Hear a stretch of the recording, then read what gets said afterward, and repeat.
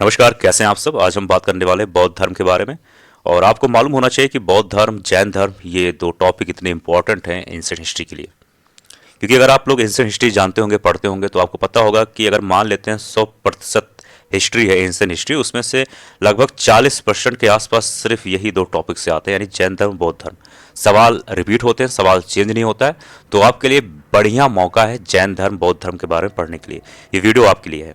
पहला सवाल में पूछा गया है कि बौद्ध के जीवन की किस घटना को महाविनिष्क्रमण, इस सब पे ध्यान देना, के रूप में जाना जाता है। सवाल इंपॉर्टेंट है क्योंकि महाविनिष्क्रमण से संबंधित सवाल पूछे जाते हैं बौद्ध धर्म में। इसको भूलना मत, इन शब्द को, ये इंपॉर्टेंट है। बात करें सवाल नंबर 1 के बारे में, इस सवाल का सही उत्तर हो जाएगा ऑप्शन नंबर सी। यानी जब महात्मा बुद्ध जी गृह त्याग करते हैं, उस चीज को हम लोग कहते हैं महाविनिष्क्रमण। ठीक है। अब महात्मा बुद्ध जी के बारे में थोड़ी सी जानकारी हम लोग को और लेनी चाहिए। फिलहाल आप सभी को मालूम है, लेकिन फिर भी मेरा काम है आप सभी को बताना। बुद्ध जी जो थे, अगर हम बात करें तो उनका जन्म हुआ था दोस्तों कपिल वस्तु। आप सभी को मालूम है ये बात, लेकिन मैं आप सभी को फिर से बताऊंगा। कपिल वस्तु जो है, उसके निकट, उसके समीप लुम्बनी, लुम्बनी, ठीक है, वहां पर इनका जन्म हुआ था। पहली चीज आप ये जानो। दूसरी चीज आपको जानने लायक ये है कि इनका जन्म कब हुआ था, तो 563 ईसा पूर्व में हुआ था। ठीक है। दो बात आप सभी को मालूम हो गया। अब तीसरी चीज ये जानो कि जो इनके पिता थे, उनका नाम था शुद्धोधन। इसको मैं लिख देता हूं। ठीक है। अब ये कौन थे शुद्धोधन? तो ये शाक्य गणराज्य के प्रधान थे। किस के प्रधान? यानी कह सकते हो कि मुखिया, या कह सकते हो एक हिसाब से राजा। तो क्या थे? शाक्य गढ़। ठीक है।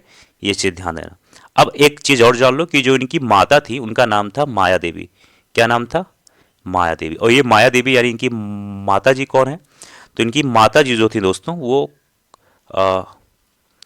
कौल्य, कौल्य वंश, एक होता है कौल्य वंश, वहां की थी। ठीक है। कहाँ की थी? कौल्य गणराज या फिर कौल्य वंश की थी। ठीक है। एक चीज और जान लो कि महात्मा बुद्ध जी 29 वर्ष की आयु में इन्होंने घर त्यागा था अपना। तो ये भी इंपॉर्टेंट हो जाता है, 29 वर्ष। ठीक है। मैं जहां तक हो सकता है कोशिश करूंगा कि आपको हर एक पॉइंट के बारे में हर चीज बताया जाए। सवाल नंबर 2 में, निम्नलिखित में से किस राजवंश के अभिलेख से इस परंपरा का समर्थन होता है कि लुम्बिनी शाक्यमुनि बौद्ध का जन्म स्थान था? बात करें प्रश्न नंबर 2 के बारे में, सही उत्तर हो जाएगा ऑप्शन नंबर ए, यानी कि मौर्य। ठीक है। अब मेरी बातों को ध्यान से सुनना, क्योंकि मैं हर एक चीज को लिख नहीं सकता हूं, बहुत टाइम लगेगा। अब ध्यान से सुनना मेरी बात को। मौर्य वंशीय शासक अशोक के रुम्मिनदेही अभिलेख, मैं फिर से बोल दे रहा हूं, मौर्य वंशीय जो शासक थे अशोक, उनका एक अभिलेख था, उसका नाम है, मैं यहां लिख देता हूं इसको। जो इंपॉर्टेंट चीजें मैं उसको जरूर लिख दूंगा, लेकिन बाकी चीजें मैं बोलूंगा ही। रोमन देई, रोमन, एक मिनट, इसको वो कलुद्दा है ये। ठीक है। रोमन, फिर से मैं लिख दे रहा हूं, रोमन देई। ठीक है। तो फिर से मैं बोल रहा हूं, सुनना। मौर्य वंशीय शासक अशोक के रुम्मनदेही अभिलेख से सूचना मिलती है कि शाक्य मुनि बुद्ध का जन्म लुम्बिनी में हुआ था। ठीक है। ये चीज ध्यान देना। अब इसके बारे में थोड़ा सा हम लोग और विस्तार से जान लेते हैं, थोड़ा सा कहानी के रूप में, कि आपको समझ में आए। अशोक के राजअभिषेक के 20 वर्ष बाद यहां आया था। यानी जो अशोक था, जब उसका राजअभिषेक हो गया था, उसके 20 साल बाद वो इस स्थान पे आया था, और उसने उस स्थान की पूजा भी की थी जहां शाक्य मुनि बुद्ध का जन्म हुआ था। ठीक है। साथ ही इस अभिलेख में लुम्बिनी के बौद्ध का जन्म स्थल होने के कारण इसे बलि कर से मुक्त करने और भूराजस्व का 1/8 भाग लेने की घोषणा का भी उल्लेख है। तो इतना कुछ आप सभी को मालूम होना चाहिए। ठीक है। आते हैं प्रश्न नंबर 3 में। इसमें कहा गया है कि महात्मा बुद्ध का महापरिनिर्वाण कहाँ हुआ? अब आप सभी को यह मालूम होना चाहिए कि महापरिनिर्वाण और महाविनिष्क्रमण दोनों में अंतर क्या होता है। ये सवाल अक्सर पूछे जाते हैं, और हम सभी लोग इस सवाल में अक्सर कंफ्यूज भी होते हैं। तो इन दोनों शब्दों को ध्यान देना, कभी भूलना मत। तो सवाल नंबर 3 में पूछा गया है महापरिनिर्वाण कहाँ हुआ। बात करें प्रश्न नंबर 3 के बारे में, इस सवाल का सही उत्तर हो जाएगा ऑप्शन नंबर सी, यानी कि कुशीनगर। ठीक है। अब इसके बारे में भी थोड़ा सा जानकारी ले लेते हैं। बौद्ध धर्म का प्रचार करते हुए महात्मा बुद्ध जो थे, वो मल्लों की राजधानी मल्लों की राजधानी पावा में पहुंचे थे। मल्लों की राजधानी पावा में पहुंचे थे। ठीक है। अब एक चीज ये ध्यान देना कि जो मल्ल है, जो भी मैंने बोला मल्लों की राजधानी पावा, तो मल्ल जो है दोस्तों, ये जो 16 महाजनपद थे उसमें से ये एक था, तो ये चीज ध्यान देना, ठीक है। और मल्ल, जो मल्ल है, इसकी दो राजधानी थी, इसमें से एक थी पावा, ठीक है, और इसकी एक और राजधानी थी, वो थी कुशिनारा, कुशीनारा। तो मैं कोशिश यही कर रहा हूं कि आपको जितना जानकारी दे सकता हूं देने की कोशिश करता हूं, ठीक है। तो दो राजधानी थी, एक थी पावा और एक थी कुशिनारा, ठीक है। अब आप लोगों ने इतना समझा। अब फिर से मैं बात करता हूं। बौद्ध धर्म का प्रचार करते हुए महात्मा बुद्ध मल्लों की राजधानी पावा पहुंचे थे, जहां वे चुंद नामक लोहार, क्या कौन सा लोहार था, एक लोहार था जिसका नाम था चुंद, तो चुंद नामक लोहार की आम्र वाटिका में ठहरे थे, ठीक है। और उस लोहार ने क्या किया था कि महात्मा बुद्ध जी को सूकर सूकर धवा सुकर्म धवा जो है उसको खाने को दिया था। इससे क्या हो गया था कि उनको जो है, एक मिनट जाइए, 1 मिनट, उसको खाने से क्या हुआ, महात्मा बुद्ध जी को रक्त तिशार हो गया था। क्या हो गया था, रक्त तिशार, ठीक है। इससे क्या हुआ कि इनकी तबीयत बहुत ज्यादा बिगड़ गई, ठीक है। इस वेदना के बाद, यानी इस कष्ट के बाद, कुशिनारा जो कि मल्ल की राजधानी थी, वहां पर उनका डेथ हो गया, यानी कि वहां पर उनकी मृत्यु हो गई। और जब उनकी मृत्यु हुई थी तो उनका जो एज था वो था 80 वर्ष, ठीक है। ये चीज ध्यान देना। मैं कोशिश करता हूं दोस्तों, जहां तक हो सकता है मैं अपने अंदाज से आप सभी को बताने की कोशिश करता हूं, ठीक है। प्रश्न नंबर 4, इसमें कहा गया निम्नलिखित वक्तव्यों पर विचार करें और नीचे दिए गए कूट से सही उत्तर चुनें। पहले पॉइंट नंबर ए है, फिर आर है। तो ए में है कि कुशीनगर मल्ल गणराज्य की राजधानी थी। आर में महात्मा बुद्ध का महापरिनिर्वाण कुशीनगर में हुआ था। अब 2 पॉइंट है। अब आइए जानते हैं इसका उत्तर।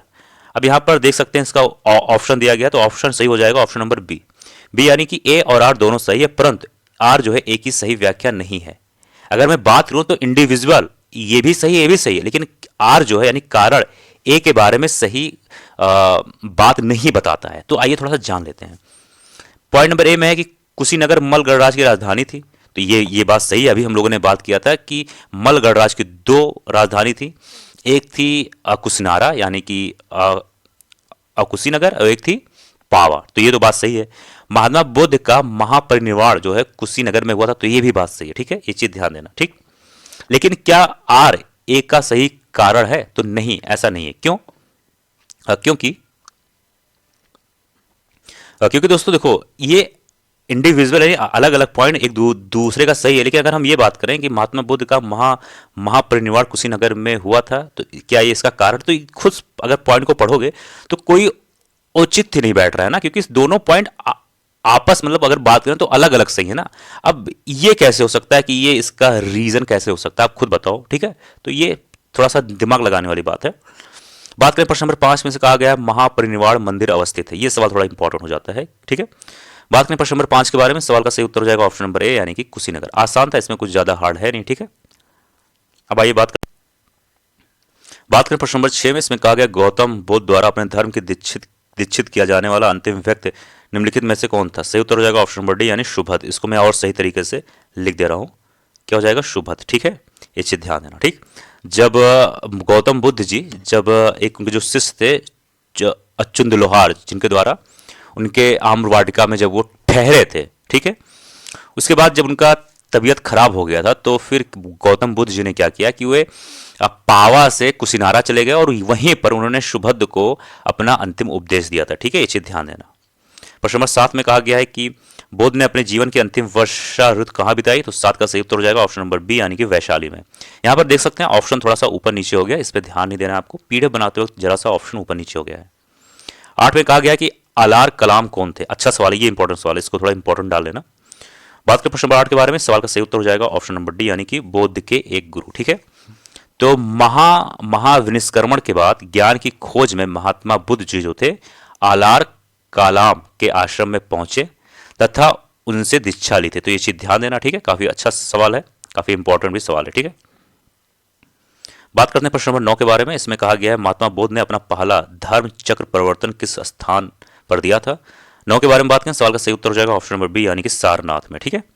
तो ये चीज ध्यान देना, काफी अच्छा सवाल है, काफी इंपॉर्टेंट सवाल है, ठीक है। ये आपके बारे में, ये आप सभी को मालूम रहा होगा इस सवाल के बारे में। फिर भी आपको जानना चाहिए।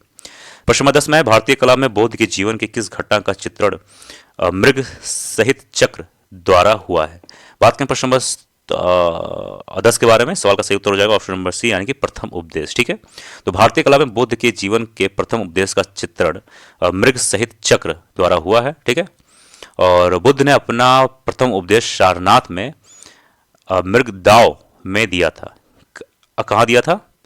तो मृग दाव, यानी मैं बात करूं हरिण वन में दिया था। ठीक है, तो दोस्तों यह था आज का वीडियो। मुझे उम्मीद है वीडियो पसंद आया होगा। किसी भी सवाल में कोई डाउट हो तो जरूर कमेंट बॉक्स में लिख देना। मिलते हैं अगले वीडियो में। जय हिंद, जय भारत।